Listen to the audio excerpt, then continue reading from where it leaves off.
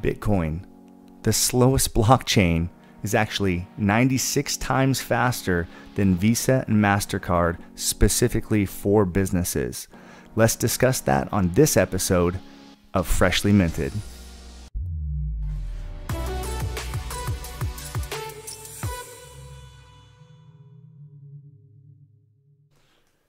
Hi, I'm Brian DeMint.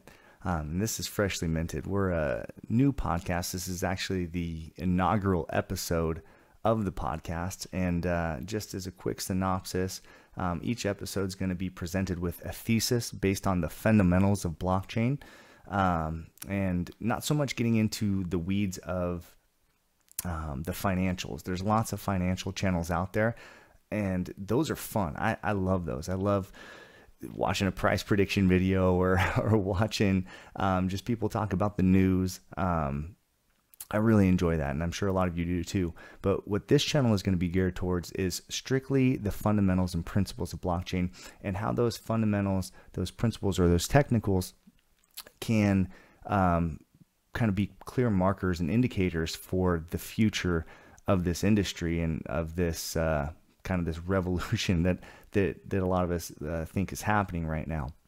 So, this channel, it really comes from a lot of my real life conversations. I would certainly call myself a cryptocurrency apologist or a Bitcoin apologist. I really am big on many of the different cryptocurrencies out there, the ones that are serving different needs and having different use cases, and even some that have overlapping use cases, like Bitcoin and Litecoins, and these ones that are transfer of value cryptocurrencies, or XRP, these different transfer of value cryptocurrencies. I think that there's a place for many of these.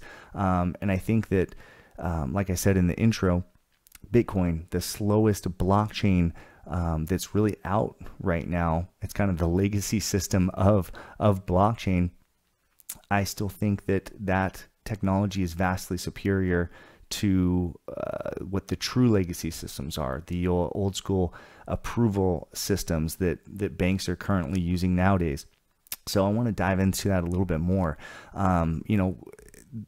Today's episode comes out of the conversation that really comes up a lot when I'm talking to people, is that they think that their currency or that their money is already digital.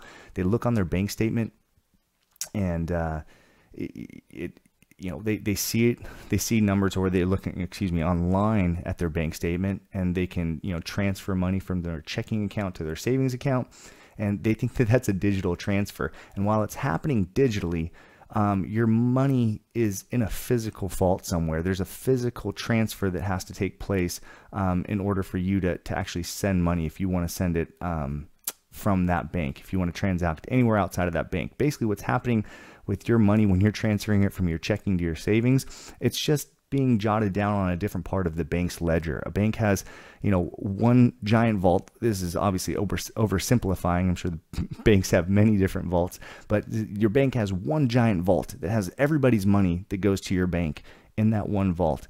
And when you move money around to yourself or within other people within that bank, all that's happening is a ledger transaction is being written down somewhere, basically a series of IOUs. Where's all the money? That's as good as money, sir. Those are IOUs. Go ahead and add it up. Every cent's accounted for.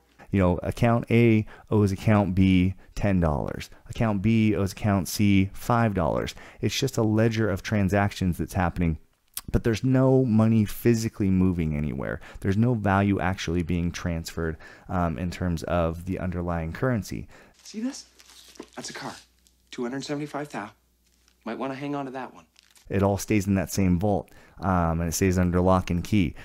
So people think that their money's digital, but it's very much a physical thing that's sitting somewhere in a vault or a safety deposit box or wherever you may have it. It certainly is not digital. And so, when people ask me that, I think they don't understand, because in addition to their bank account or their online bank statement being digital, and they can look at it digitally, they think when I swipe my credit card or my debit card, I'm digitally sending money to that business. I swipe my card, it takes a second, or I stick the card in the chip holder, and it takes 5, 10, 20 seconds, and then I have an approval, and then my money gets sent to the business gets paid, and I get my product or I get my service or whatever it is that I wanted. That is a misunderstanding of what's actually taking place right here. There's two really important concepts to understand in terms of why blockchain is so revolutionary, or Bitcoin or XRPs of the world, Litecoins or the EOSs of the world, why they're so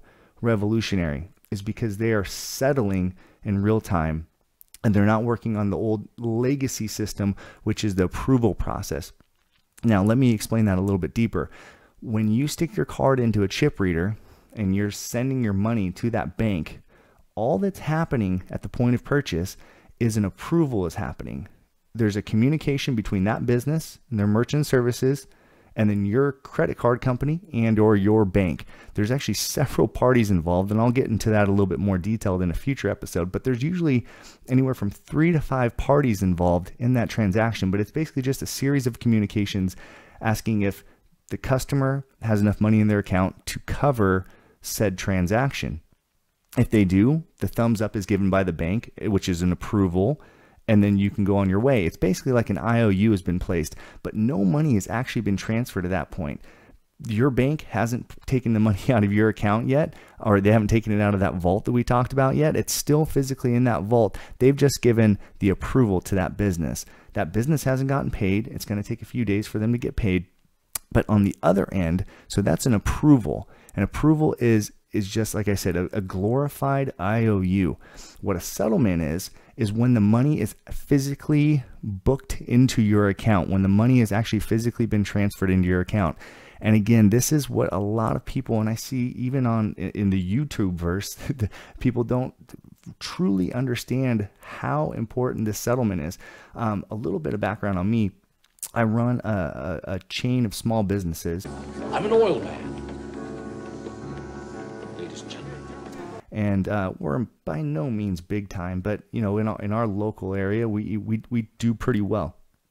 And when we get paid, when we get an approval, from the time of that approval, it typically is going to be 48 hours at a minimum. The fastest we will actually get paid is 48 hours after that transaction takes place. So when somebody swipes their card, we've gotten an approval from their bank that, hey, we're going to get that money. And to be honest, you know, it's very rare that we don't get paid.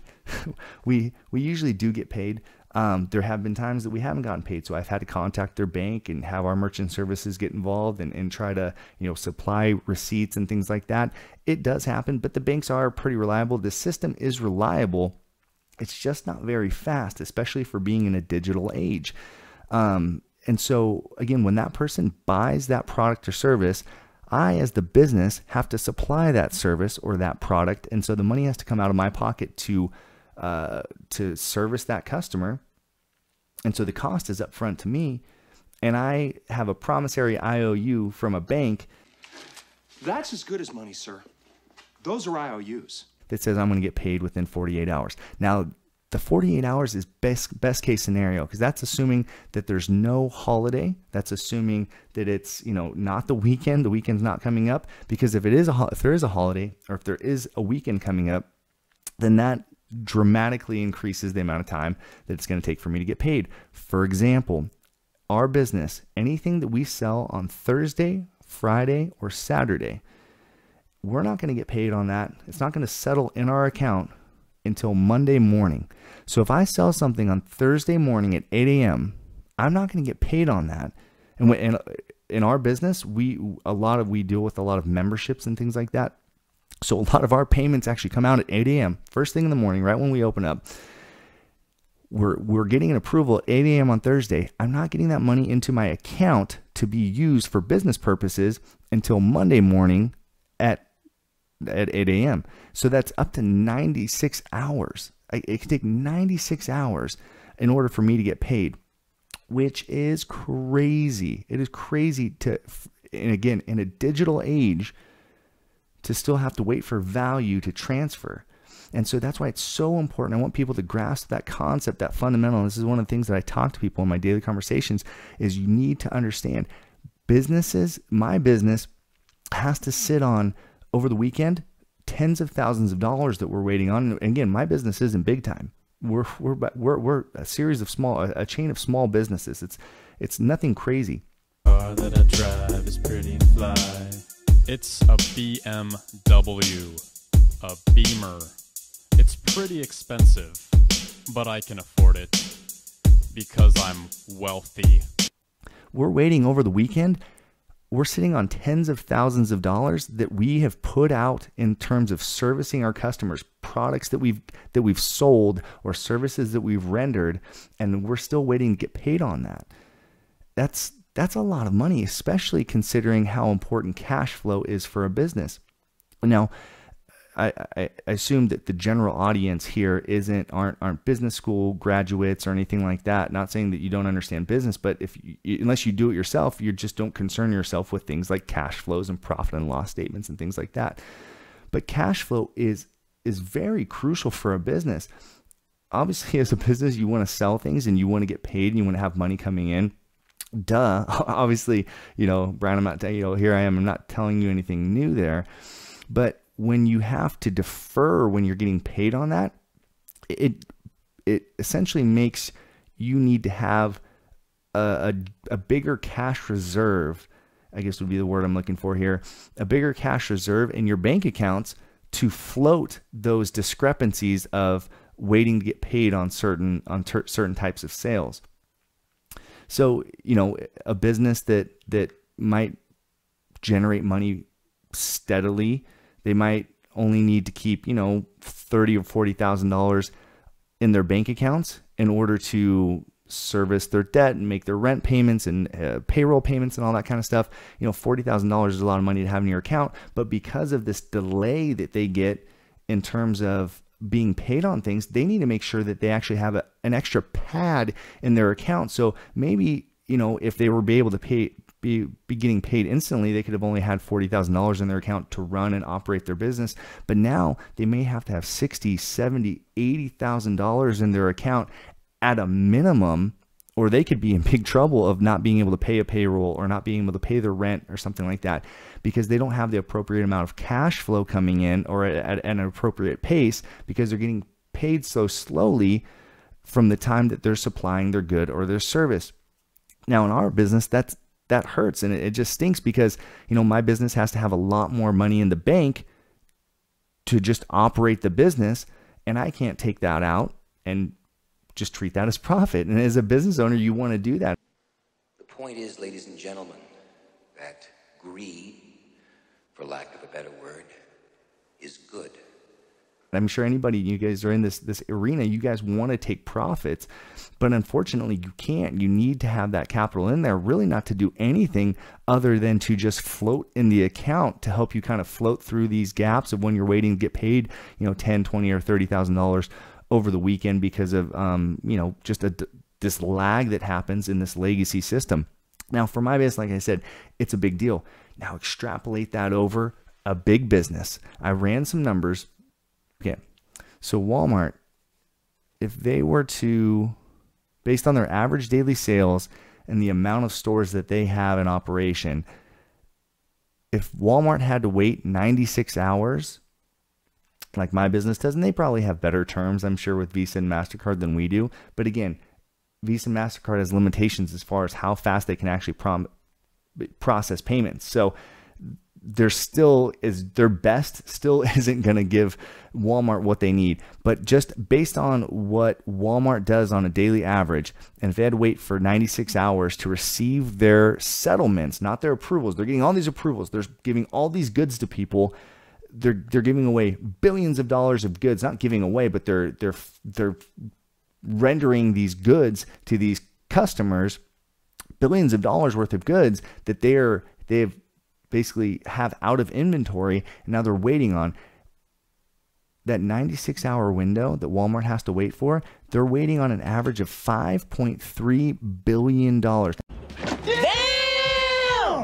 Now, what $5.3 billion is, it's $5.3 billion that they're waiting on every single week because of weekends, because of holiday delays, because of this 48-hour to 96-hour window, that from the time that they get an approval to the time that money settles in their account. Now, imagine what kind of liquidity or what kind of capital Walmart needs to have in their accounts in order to float a cash flow reserve like that. Now, going back to that example I gave you earlier, if a business would normally only have to have $40,000 in their account in order to operate and pay their bills, but because they're getting delayed on payments because of Visa and Mastercard and the lag that it takes in order for that money to settle in their account, they would, instead of having $40,000, they would need to have $80,000.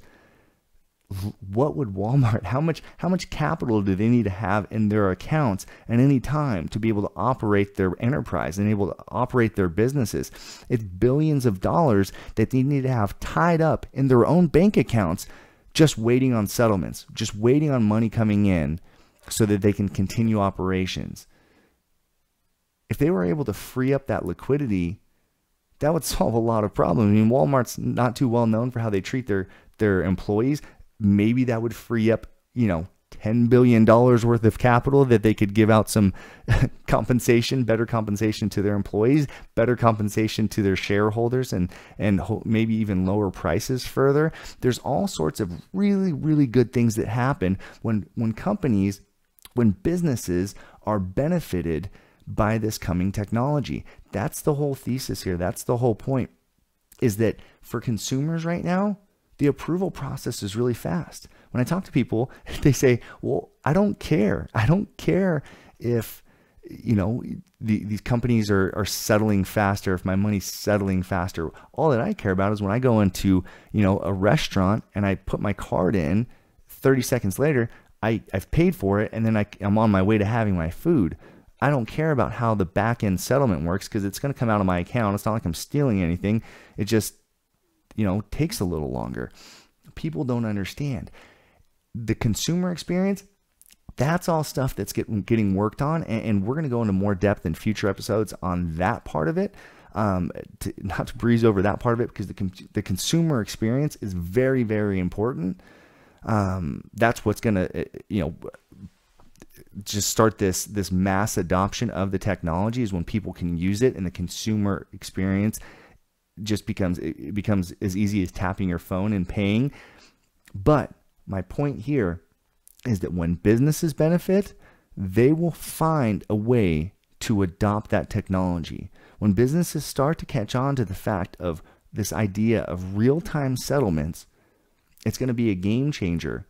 And once one business does it, then another business is going to do it, because especially these big publicly traded companies that have millions of shareholders, when capital starts to get freed up in order to pay back shareholders just because they started adopting a new technology that allowed them to not have to have $10 billion in the account, but instead they could have $4 billion in the account or $3 billion in their accounts to service their business, that's going to be a game changer. And it's going to be a game changer for the businesses. And when businesses benefit in a free market, if you guys understand free market economics, in a free market, when a business benefits, it tends to benefit the consumer. Now there are, there's exceptions to that rule. There will be, greedy people. Certainly there are greedy people in a free market, but I think the benefit here is that the greed, it actually benefits the business in a way that benefits the consumers. Then it's going to trickle down to the consumers. It's certainly a trickle down effect. So really, that's all I have for you guys for the inaugural episode of Freshly Minted here. To recap, it's really, really important when you're talking to your friends and family at Christmas time or whatever it is, and you're sitting around and what's this Bitcoin thing, or what's this XRP thing, or this Ethereum thing? Help them to understand that when it comes to payments, money, transferring money, when they go and swipe their card, that is an approval. That is a glorified IOU. The business has been promised at that point that they're going to get paid, but they have not gotten paid, and they have to operate without getting paid for a portion of time. A settlement means that they are paid right away. So Bitcoin, being the slowest blockchain out there right now, will settle in sometimes a few minutes. At its worst, it took maybe an hour to settle. Even at an hour, it's still 48 times faster than when Visa or Mastercard settles over a weekend. And if it's only a half an hour, then it's 96 times faster than how Visa and Mastercard settles over a weekend. At a minimum, Bitcoin is at least 48 times faster than Visa and Mastercard in terms of the settlement. And that's what businesses care about. Businesses, they like that approval, they like that promise that they've sold something, but will be very revolutionary for commerce, for e-commerce, for in-store retail, for service industries, for banking, for any type of transfer of value. This will be absolutely game-changing and revolutionary. Once businesses start to adopt it, it will trickle down and the consumer experience will be incentivized. When businesses are settling and they're getting their settlements in real time, when they're getting paid 96 times faster than they had been previously, the first businesses that adopt that, they're going to be eating the lunch of their competitors. They're going to be drinking the milkshake. I drink your milkshake. I drink it up. And don't forget to like and subscribe. The first 10 comments by unique commenters down in the comment section below on this video, I'm going to send 10 XRP to you. Depending on when you see this, that value could change and how much that means, but it will be 10 XRP. Please comment with something interesting. I hope we can kind of keep the conversation going. And, if you have any questions, I will respond to every question that's in the comment section. If you say something mean, I'll definitely respond, and I'll probably give you a shout out on the next episode. Mean comments, they just make things more interesting. So feel free to fire away. Don't forget, if you want the XRP, please put your public address, your public key address in the comments so I can send that to you. I will send it to you, but you got to be unique. Can't be the same guy 10 times. All right. Thanks a lot.